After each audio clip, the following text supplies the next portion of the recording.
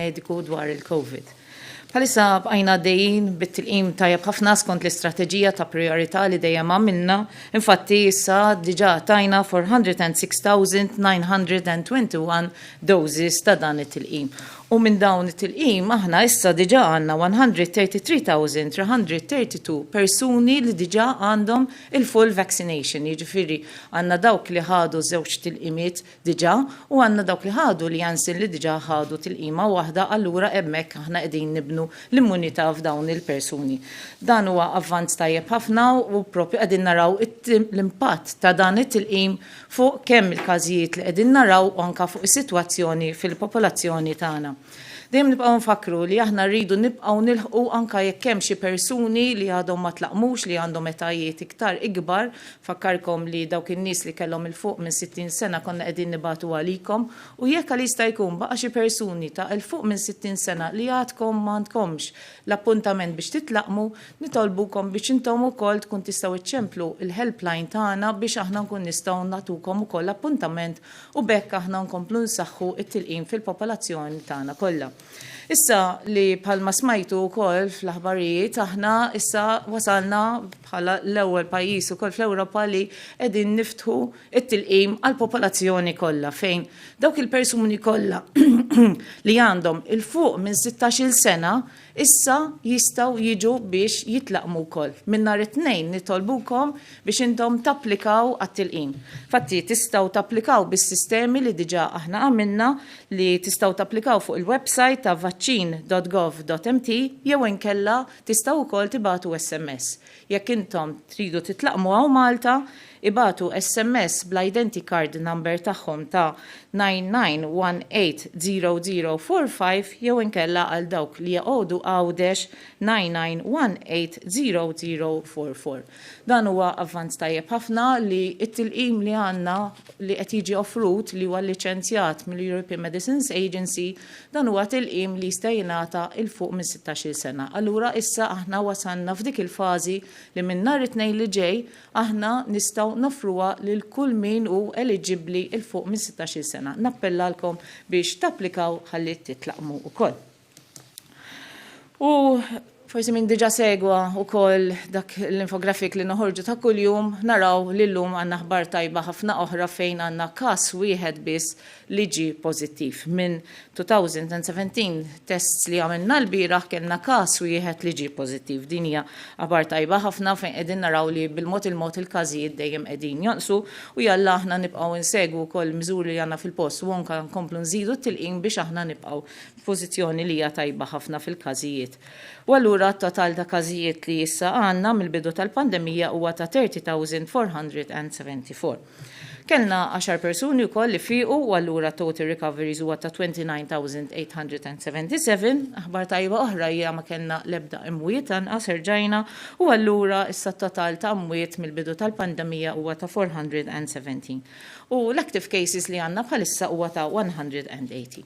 Bħalma naraw issa wasalna f'dak il-plateau fejn in-numru ta' każijiet dejjem qiegħed jonqos u allura hemmhekk għandna sitwazzjoni tajba bit-total ta' każijiet u bħalma naraw dawk il-waves li kellna matul din il-pandemija issa dejjem niżlin l-isfel. Infatti jekk inħarsu lejn is-7-day moving average bħalissa huwa ta' 6.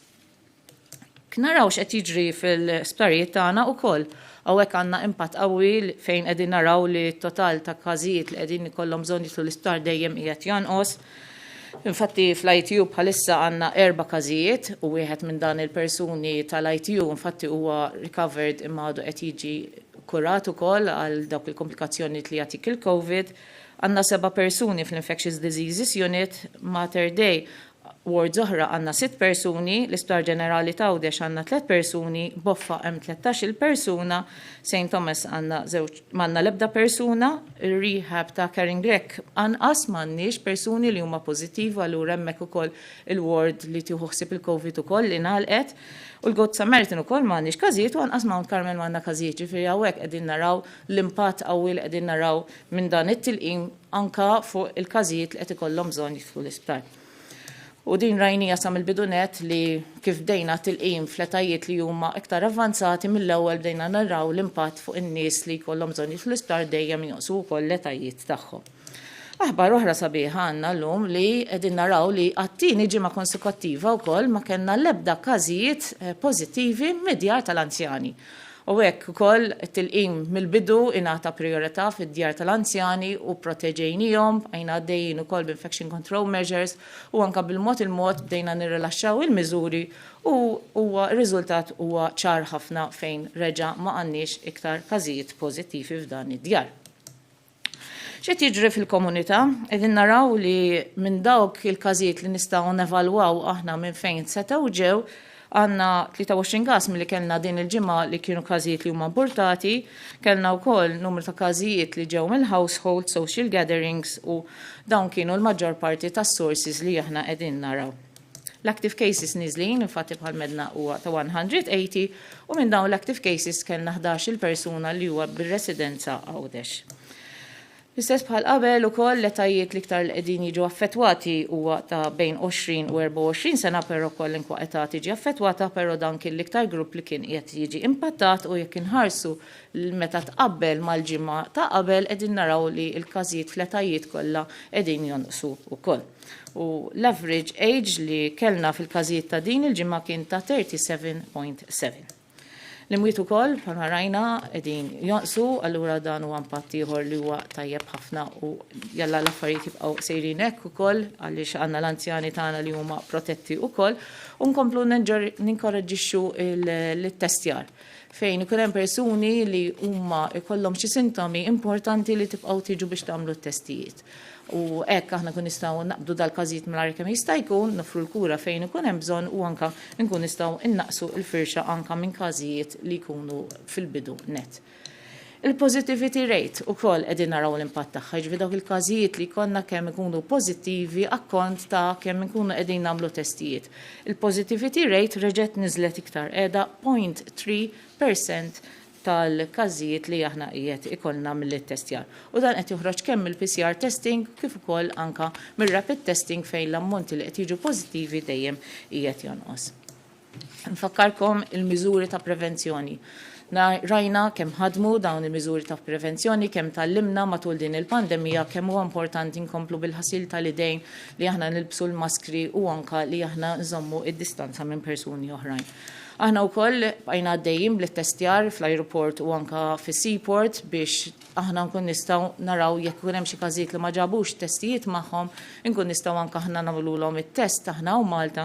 Infatti aħna wkoll minn dak it-testijiet li għamilna bejn is-6 u 12 ta' Mejju għamilna 1513 tests, minn dawn badna żewġ każijiet, wieħed li ġie mill-Bulgarija u ieħor li ġie mill-Italja, però nfakkarkom li aħna jkollna wkoll każijiet oħrajn li joħorġu pożittivi avolja jkunu ġew b'test negattivi jew inkella jiġu maqbudin l-airport għaliex kollhom is-sintomi waqt li jkunu preżenti Malta minħabba l-incubation period. U allura dawn importanti mill-ewwel naqbduhom mill-ewwel u l-iżolazzjoni sir kemm jkun Malti kif ukoll jekk ikun barrani u anke l-contact tracing.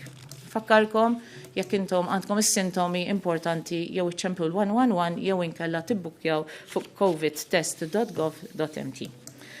Il-COVID alert huwa importanti ħafna, fakkarkom kemm huwa importanti li din l-app nibqgħu nużawha. Anka issa li din hija interoperable, jiġifieri jekk inti ħassifer barra minn Malta, din ħa taħdem xorta u jekk ikun hawn barranin li jaħdmu hawn Malta din ħa tkun qed taħdem xorta. Alla nappellalkom min għadu ma download jaħiex inniżilha huwa importanti ħafna. Infatti kellna 100,866 persuni li downloadjawha, jiġifieri kważi 21% tal-popolazzjoni tagħna.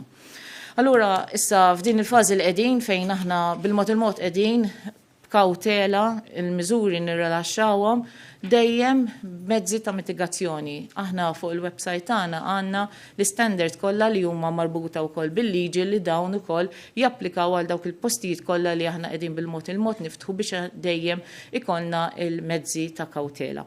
U iktar qegħdin naraw l-impatt tat-tilqim fejn qegħdin naraw li l-popolazzjoni tagħna qiegħda tiġi mlaqma. Tajjeb ħafna li qegħdin naraw il-popolazzjoni tagħna wkoll qed jiġu beħġarhom, allura nkompli nappella issa li minn nhar it-tnejn li ġej aħna ħaniftħu għall popolazzjoni kollha li għandhom età il fuq minn 16-il sena applikaw biex aħna nkun nistgħu nlaqmu u nibqgħu għaddejjin bil-kontroll tal-pandemija. Grazzi.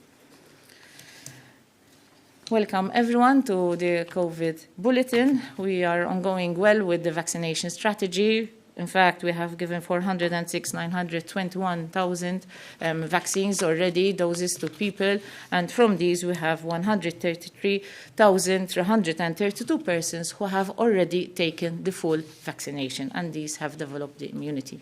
We appeal to everyone, if there is anyone who is aged over 60 and has not yet had an appointment to be vaccinated, we encourage you to call the helpline 144 so that we will give you an appointment. It's important that everyone will be vaccinated, whatever age.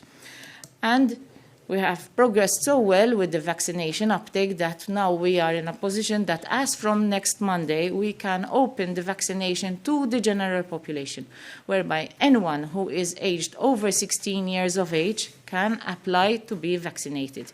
You can apply by the same method by means of putting your details and applying on the vaccine.gov.mt, or you can also send by SMS your identity card number if you want to be vaccinated in Malta to 99180045, or if you want to be vaccinated in Gozo, 99180044.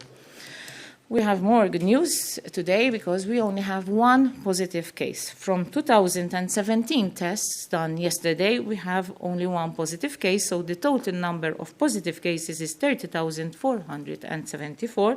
We have 10 recoveries, and the total number of recoveries is 29,877. There were no deaths over the past 24 hours, so the total number of deaths is 417, and the active number of cases is 180. The 7-day moving average for the number of cases has gone down as well. It is 6, so this is a good moving average, and we want to continue to decrease this. And also a very important variable which is used to measure the progress of this pandemic is the positivity rate, which currently is 0.3%, which is very good as well.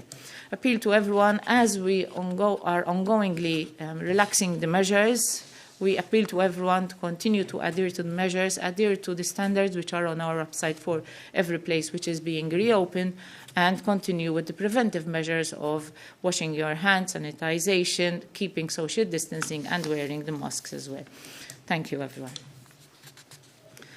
Naddu għal-mistoqsijiet għal-ġurnalisti nibdew minn TVN. Insellim lak Prof. Gawċi. Rigward il-festi, ittieħdet deċiżjoni jekk huma ser isiru jew le u jekk mhux ser isiru x'inhu raġunijiet għal dan. Fl-aħħar jiem ġie rapportat ukoll li sal-aħħar ta' dan ix-xahar Malta ser tkun laħqet il-herd immunity. Jekk dan iseħħ, x'jkun ifisser għal miżuri ta' mitigazzjoni? U fl-aħħar nett fir-rigward tal-Green Passport, jekk hemm xi indikazzjoni ta' pajjiżi li ser jiżdiedu fil-ġimgħat li ġejjin. U jekk l-ember lista Malta għaddi xtrott. Grazzi. Fil-festi bħalma diġà konna fżajna, aħna għadna qegħdin fil-fażi tal-pandemija, qegħdin fis-sitwazzjoni li qegħdin kemm mezzi ta' mitigazzjoni kif ukoll bil-ammont ta' persuni li qegħdin jitlaqmu. U allura naraw li m'hemmx post għal fejn ikun hemm mass activities għaliex hemmhekk inti tkun qed iġġib persuni li jkunu qrib ta' xulxin u allura inti hemmhekk tkun tista' żżid ir-riskju. Allura bħalma diġà ħabbarna dan hija s-sitwazzjoni wkoll. Anke semmejt il-herd immunity, aħna konna diġà pjanajna għal meta ħankun qegħdin nilħu din ukoll is-sitwazzjoni fejn għandek l-ammont ta' nies li huma vaċċinati, ressaqnija l qudiem għaliex ir-rollout tal-vaccination program ukoll avvanza tajjeb ħafna, però aħna xorta rridu nibqgħu għaddin bil-mezzi ta' mitigazzjoni u anke bir-rilaxx tal-miżuri kif diġà aħna ħabbarna. Fuq dak li kien jissejjaħ il-Green Passport se qed jissejjaħ bħala COVID-19 Certificate tal-Unjoni Ewropea, hemmhekk għaddejjin it-taħdidiet tajjeb ħafna wkoll fejn inti jkollok il-pajjiżi tal-Unjoni Ewropea jkunu qegħdin jiddiskutu flimkien kif inti jista' jkollok safer travel f'dan is-sajf li ġej fejn persuni jkollhom il-certificate ta' vaccination li jkun qiegħed jinħareġ meta persuni jkollhom il-full vaccination program, jiġifieri jkollhom iż-żewġ dożi jew inkella jkun ħadu tal-Janssen ikunlhom doża waħda u jkunu għaddew il-14 ġurnata. Inkella jkollok persuni li jkollhom ukoll test tal-PCR li jkun negattiv. Allura dan ukun hemmhekk qed innaqqas ir-riskju ta' persuni li jkunu qegħdin jivvjaġġaw. Iva aħna wkoll bħala wkoll miżura wkoll ta' protezzjoni anke minn barra aħna poġġejna dawk il-pajjiżi kollha li qabel kienu wkoll green issa qegħdin fuq amber. Allura l-amber list iva għadha tot u li tindika li inti persuni li jkun ġejjina u Malta mill-amber countries dawn ikun iridu jġibu test magħhom minn barra. Grazzi. Times of Malta. Good afternoon. So, Prof. Gauci, you said today that there were 23 cases that were imported, which was the biggest cluster we've had this week. We are weeks away from June 1st, which is when we'll start to reopen more for tourists. Are you worried that the numbers will spike once we start getting more tourists, given that there are clearly infected people coming over and they're not caught before they make it to the island? And the UK has said this week that the number of Indian variant cases have doubled in the past week. Now, the UK is on our amber list. Are we planning to move the country back to the red list to avoid importing the variant? Of the few cases that we've had in recent weeks, were there any that involved people who were fully vaccinated or who had had the vaccine and still got infected? And again, on the masks, with the numbers being so low and the vaccination program rushing ahead, are you considering relaxing the mask wearing measures even slightly? And if so, when do we expect this to happen? Or is your position still the same on masks? Thank you. Grazzi Claire, semmejta ħafna inti li fil-każijiet li aħna investigajna anka dil-ġimgħa u anka fil-ġimgħa ta' qabel, dejjem ikollna xi każijiet li huma importati. Infatti dil-ġimgħa aħna kellna 23 minn dawn il-każijiet li kienu importati. Aħna fl-ajruport kun qed tara kif tista' tagħmel biex inti dawk il-każijiet li ma jkollhomx diġà test li ġabuh magħhom aħna bil-fors nkun qegħdin nagħmluhom it-test meta huma jaslu. Jekk ikollna nies li jirrifjutaw jagħmlu t-test hemmhekk ikollhom jitlu f'kwarantina. Però nafu x'inhi n-natura ta' dan il-virus li inti dan il-virus jista' fi żmien 15-il ġurnata minn meta 14-il ġurnata minn meta kellek inti l-exposure jistgħu joħorġu s-sintomi dak huwa l-incubation period tiegħu. U dan huwa kif ikunu nqabdu dawn il-persuni li jkunu diġà ġew li huma negattivi u mbagħad joħorġu s-sintomi wara. Allura hemmhekk aħna rridu nkomplu nħeġġu li xorta jridu jibqa' jkun hemm il-mezzi ta' mitigazzjoni li huma importanti għaliex inti jista' jkollok persuni li jistgħu joħorġu pożittivi u aħna wkoll l-appelli tagħna matul dan is-sajf ikunu li jkun hemm persuni li jibġu li jkunu għandhom is-sintomi importanti mill-ewwel jiġu jagħmlu testijiet. Aħna il-ħabs tagħna għalhekk ħallejnihom hemmhekk avolja bħalma rajtu n-numru ta' testijiet naqsu, però il-ħabs qegħdin hemmhekk ħalli kull min ikollu xi sintomi aħna jkollna dik il-faċilità biex aħna nkun nistgħu nofrulhom dan it-test. Fuq l-Ingilterra qegħdin insegwu x'inhu għaddej, qegħdin naraw ukoll li huma mħassbin minħabba l-Indian variant li huwa varjant ieħor li qegħdin naraw fost il-varjanti diversi li dan huwa varjant ukoll li sa issa li nafu fuq u li wkoll huwa jiġi trasmess iktar minn dak li aħna konna nafu l-coronavirus ta' qabel. Bħalma simili huwa wkoll il-Brazilian variant u wkoll il-UK variant. U aħna ħankomplu nsegwu wkoll xi sitwazzjoni li tkun qiegħda fiha l-Ingilterra bħalma dejjem nagħmlu pajjiżi kollha kemm huma. Fuq il-persuni li jkunu diġa vassinati jekk huma jiġux pożittivi, nafu li l-ebda vaccine hija 100% għandha 100% efficacy, jiġifieri jista' jkollok persuni li kellhom vera l-full vaccination, però jista' jkun ikollok xi ħadd minnhom li joħroġ pożittiv. Por li qegħdin naraw anke mill-esperjenza kellna aħna u anke l-esperjenzi li kellhom barra Malta, li anke dok il-ftit li joħorġu pożittivi, infatt mill-aħħar statistika li ħdidma kienet biss 0.6%, dawn ħafna minnhom ma jkollhom l-ebda sintomi jew inkella jkollhom sintomi li huma minimi u allura hemmhekk inti l-impatt ikun ħafna inqas ukoll. Fuq il-maskri bħalma konna qegħdin ngħidu, il-maskri huwa mezz ta' prevenzjoni, qegħdin naraw l-impatt tal-vaccination ukoll fejn qegħdin naraw li l-tilqim ukoll jevita li persuna anke jekk ikun u pożittiv jista' jitrasmetti lil ħaddieħor ħadd tonqos ħafna permezz tal-vaccination. Iġu dawn huma impatti li huma tajbin. Aħna nibqgħu nsegwu bħal dejjem is-sitwazzjoni u b'kawtela meta jkun il-waqt imbagħad aħna nkunu qegħdin fejn ikun hemm bżonn fejn ikun indikat bix-xjenza bil-mod tkun qed tirrilaxxa, però bħalissa għadu importanti li aħna nibqgħu nużaw il-maskri f'postijiet li huma pubbliċi u f'postijiet li huma indikati wkoll bil-liġi anka mill-evidenza wkoll skont ir-rapport tal-ECDC li dejjem bħalissa baqgħet tirrakkomanda li l-użu tal-maskri f'public places jibqgħu jintużaw. Newsbook? Wara sinar tajjeb, Professor Gauci, 3 mistoqsijiet. Rigward l-immunità, peress li l-immunità iddum madwar bejn 6 xhur u sena min jieħu l-vaċċin. X'pjanijiet hemm għal boosters fis-sens li ħajkun hemm nies li ħadu l-vaċċin f'Jannar li jista' jkun jiskadilhom l-immunità fis-sajf, f'nofs is-sajf. Rigward tinħaġa rigward l-attivitajiet tal-massa, jekk teskludix li jsiru attivitajiet tal-massa għas-sajf kollu, u kjarifika żgħira rigward ir-ristoranti jekk il-regola hix li jistgħu jpoġġu fuq l-istess mejda 4 individwi jew individwi minn 4 households differenti. Mela fuq l-immunità aħna dejjem qegħdin nitalmu x'ftakru dan huwa tilqim li kellek il-clinical trials biex jaraw kemm u iddum l-immunità u anka bħalissa qegħdin naraw ukoll minn dawk li bdew jitlaqmu kemm iddum l-immunità. Ġifi dawn huma t-trials li qegħdin jibqgħu għaddejjin, jibqgħu jiġu segwiti wkoll u meta l-lema tkun qed tgħidilna li huwa indikat li eventwalment jingħata l-booster Malta għandha wkoll ordnat biżżejjed vaccines biex aħna wkoll nibqgħu nagħtu wkoll il-booster allura mbagħad meta jkun indikat. U la dan ikun tista' serraħ moħħ in-nies li meta jkun indikat hemmhekk aħna ħajkun available ukoll. Bħalma semmejt diġà il-mass events f'pandemija ma jkunx hemm posthom sakemm inti jkollok is-sitwazzjoni taħt kontroll. U allura bħalma semmejna diġà bħalissa mhux se jkun hemm mass events. Fuq ir-restaurants bħalma rajtu ftaħnihom bil-galbu, bdejna bil-mod il-mod fejn huma jkunu qegħdin jiftħu sal-5 u mbagħad eventwalment iktar tard tkun jistgħu jiftħu wkoll iktar tard. U illimitajna n-numri ta' persuni li jkunu fuq il-mejda propju għaliex inti meta għandek persuni qegħdin jiklu dawn ovvja ħajneħu l-maskra allura rridna innaqsu wkoll il-kuntatt tal-ammont ta' nies li huma ma' xulxin.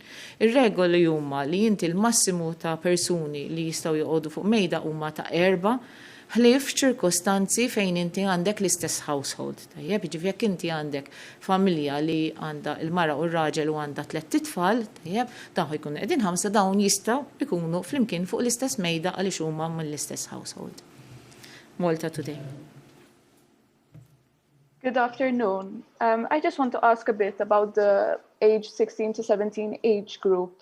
There had been some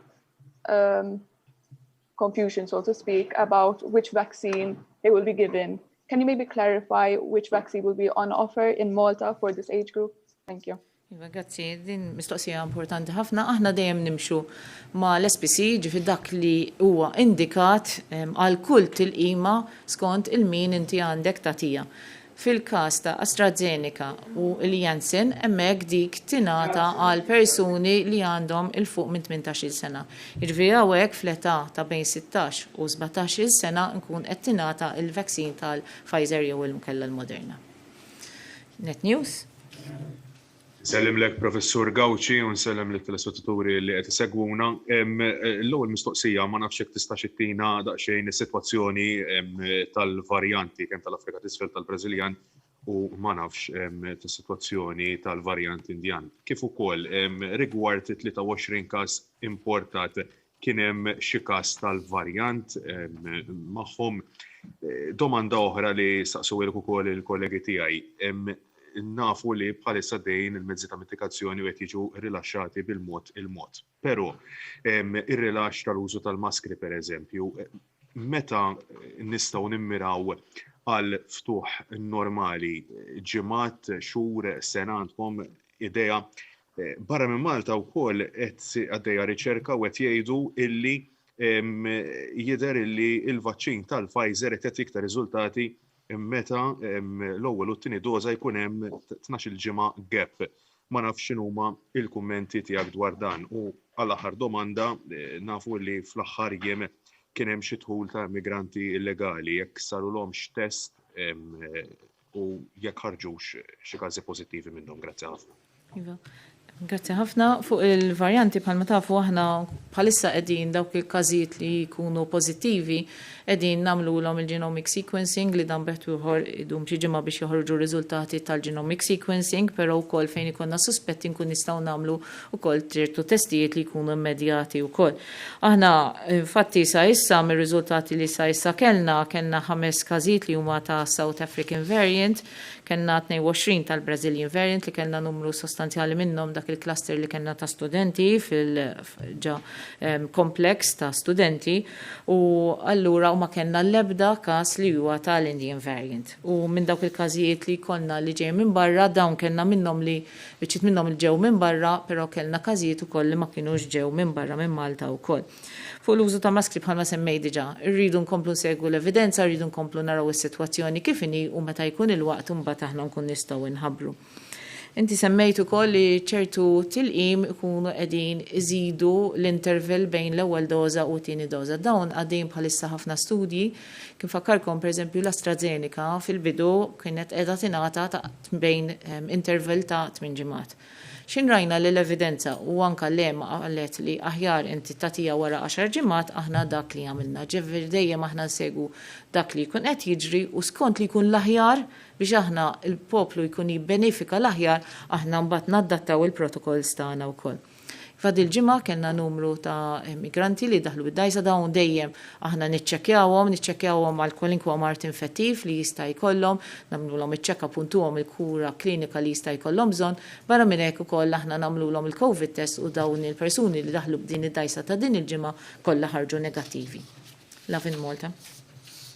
Good afternoon, Professor Gauci. Previously you had mentioned about going by the ECD's recommendations. They also suggest that the use of a mask is recommended in confined public spaces and crowded outdoor settings. But what is the justification for forcing people to wear a mask when it comes to walking outdoors alone? And my second question is, what is the logic behind keeping sixth forms physically closed but opening English language schools? Are we prioritizing the education of tourists over the education of post-secondary students? Thank you.